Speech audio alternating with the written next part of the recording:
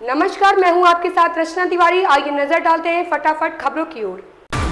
राष्ट्रीय राजधानी दिल्ली में 9 और 10 सितंबर को होने वाली G20 की बैठक के चलते 8 सितंबर से वाया रोहतक से गुजरने वाली 15 से ज्यादा ट्रेनों को 3 दिन के लिए रद्द कर दिया गया है। उत्तर रेलवे ने सम्मेलन के चलते दिल्ली आने वाली लगभग 40 ट्रेनों को रद्द कर दिया है। इसके अलावा 12 ट्रेनों का टर्मिनेट स्टेशन बदला है। साथ ही 70 ट्रेनों को सैटेलाइट स्टेशनों से जोड़ा गया है, जिससे इन 3 दिनों में काफी ट्रेनें प्रभावित रहेंगी। दिल्ली से जींद, भिवानी, हिसार, सिरसा की तरफ से जाने वाली ट्रेनें वापस आने वाली सभी ट्रेनों को 3 दिन के लिए रद्द कर दिया गया है। जैसी उम्मीद थी ठीक वैसा ही हुआ। 50,000 की क्षमता वाले शहर के अटल बिहारी वाजपेयी इकाना अंतर्राष्ट्रीय क्रिकेट स्टेडियम में 29 अक्टूबर को भारत और इंग्लैंड के बीच विश्व कप का मुकाबला देखने के लिए जेब काफी ढीली करनी होगी। इस मैच की टिकट दर 1500 से लेकर 40,000 रुपए के बीच होगी। इकाना में अब तक हुए किसी भी मुकाबले के लिए यह टिकट दर सबसे महंगी है। हालांकि इसके बावजूद शुक्रवार को सिर्फ सवा घंटे में ही जनरल स्टैंड के 25 और हॉस्पिटैलिटी के 10% टिकट ऑनलाइन बिक गए। इसके बाद साइट पर टिकट बिकने बंद भी हो गए। घोसी विधानसभा उपचुनाव में भाजपा की चुनावी नैया की पतवार राष्ट्रीय जनतांत्रिक गठबंधन एनडीए के घटक अपना दल, सुभाष सपा और निषाद पार्टी के हाथ में है।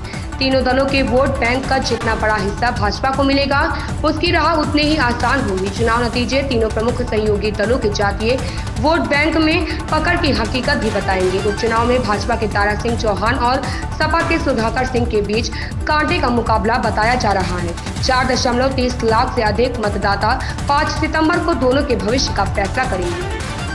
असम के मुख्यमंत्री हिमंता बिस्वा शर्मा असम में बहुविवाह पर रोक लगाने के लिए तैयार हैं।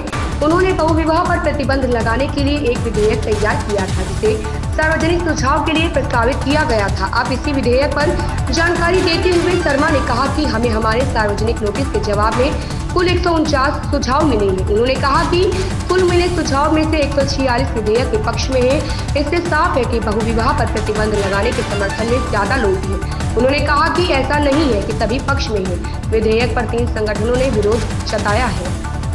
मुख्यमंत्री योगी आदित्यनाथ शुक्रवार की शाम गोरखनाथ मंदिर पहुंच गए। शनिवार को वह गोरखनाथ मंदिर स्पोर्ट्स कॉलेज 4 लेन का लोकार्पण करने के साथ ही 195 परियोजनाओं की सौगात देंगे। महंत दिग्विजयनाथ स्मृति पार्क में दोपहर 3 बजे से होने वाले कार्यक्रम में सीएम योगी 628.59 करोड़ रुपए के विकास कार्यों का शिलान्यास और उद्घाटन करेंगे। सभी परियोजनाएं पीडब्ल्यूडी और जल निगम से जुड़ी है। इस दौरान सीएम जनसभा को भी संबोधित करेंगे। प्रशासन की ओर से इसकी तैयारियां शुरू कर दी गई है।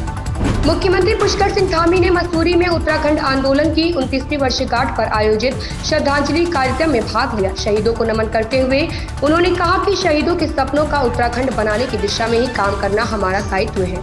ये राज्य आंदोलनकारियों की देन है। मुख्यमंत्री धामी ने शहीद राज्य आंदोलनकारियों के परिजनों को शॉल पहनाकर सम्मानित किया। 29 साल पहले 2 सितंबर 1994 को हुए इस घटना में पुलिस की गोली से 6 राज्य आंदोलनकारियों की मौत हो गई थी। बागेश्वर धाम के पंडित धीरेन्द्र शास्त्री का सीकर में 2 सितंबर यानी आज 1 दिवसीय दिव्य दरबार लगेगा।